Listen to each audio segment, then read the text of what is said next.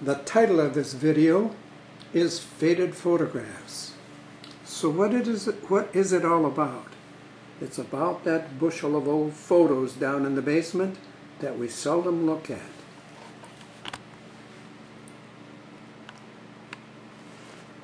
I was rummaging about through them and it reminded me of an old song from the past.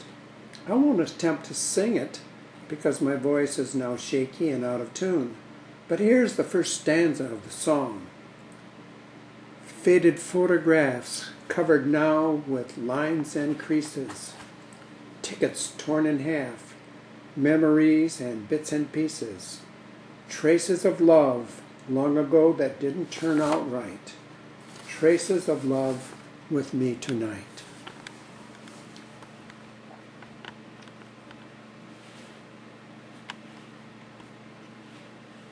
I had to go to the internet to get the lyrics.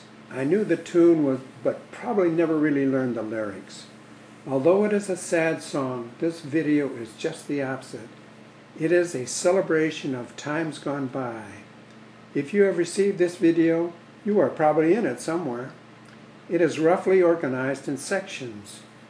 If you don't find a particular section of interest, click the forward button and go on to the next section.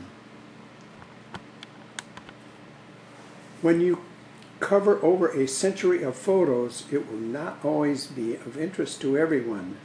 Like the song says, many of the photos are faded and have cracks and creases, but still deserve to be preserved by our new technology.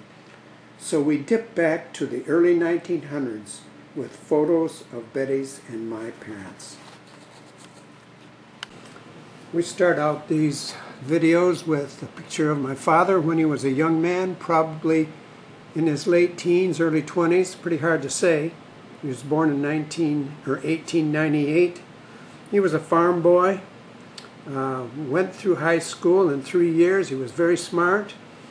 He went to college, I'm not quite sure where. I know he did a master's at Michigan State University. He was a math teacher, principal, superintendent. He was big on music, choirs, bands. He was a fiddle player and a tuba player. He was big on athletics too. He was a baseball player and he could run with the wind, run like the wind. He was a Methodist and Congregationalist, but I don't think he took it very seriously. He never said anything about it. And being raised on a farm, he was a big-time gardener. He loved to grow strawberries. And he was your consummate bridge and poker player, which he loved to do. So he was a fabulous guy, very smart, and very interesting. His later years, he had some troubles there, but I guess we all do when we get up into the 80s and 90s. He lived to be 97. This is a picture of my dad and his mother. Was taken out on a farm, on their farm in Lexington. I went out and tried to visit that farm, but it was gone. Not unusual. This is a picture of my father in his later years. I think that picture was taken in Flushing, although I'm not quite sure. His final years in the Masonic home, as he approached those late 90s, were not very pleasant years for him, although the Masonic home is a great place to be. Here he is in a choir. I suspect that was his high school years. If he were the director there, he would have been off to the side. So pretty interesting. I suspect that this is a group in Lexington that, somewhere around 1915, 1918, somewhere there. He's the tuba player back there, but he was also a fiddle player. We'll see some of those pictures later. Here is your quintessential fading photographs. I don't know how much longer this one can last. This is the Lexington Band. My father is up in the left-hand corner as a tuba player. I don't know what this picture is. At first I thought it was a singing group, but they've got scrolls rolled up. It may have been a sponsorship of a graduating senior class or something like that. I don't know.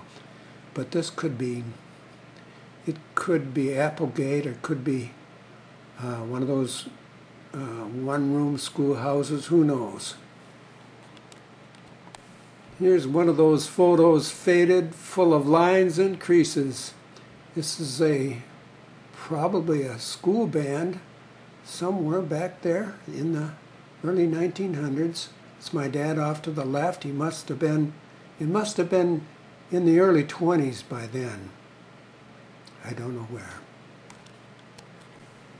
In this picture, he is not the director. I assume that he's part of a choir of some kind, probably a school choir. They look quite old, those people. And he is the top left. So this is all of the old pictures that I have of my father, and I will be going on to my mother's old pictures too. This is a picture of the Cayuse Prairie School where my mother went to school. I haven't gotten my magnifying glass out to know which one she is there, but she's there somewhere. This is another school picture, maybe that same school, I don't know.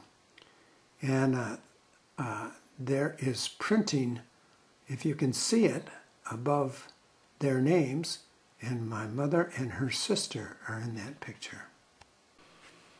I don't know where this picture is from. I went at it with a magnifying glass to see if there's anyone that looked like it could be my mother. It's one of her pictures, but I could not come up with a conclusion of that one. But that is surely an old one.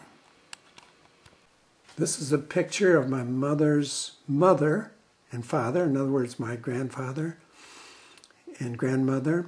I never met the grandmother, but I did meet the grandfather. He came to our house when we were living in Harbor Beach, and he has quite a story to tell. He was a railroad man, lost a leg, had a wooden leg, and that was back when that was a new thing. But we made quite a bit of that. I don't really know too much about him, what his characteristics were. Now here's a picture that dates way, way back. On the front row there, that is Steve, Della, Mame, and Mame is my mother's mother. So that gives you an idea. Not exactly a ultra-modern house by any means. And this picture up here,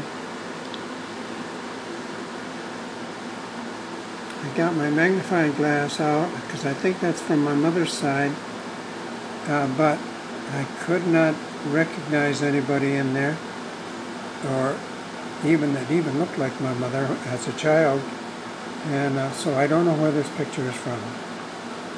This is the last of the old photos that I have of my mother and father. I suspect this was taken in Lexington, because that's where they met and became involved.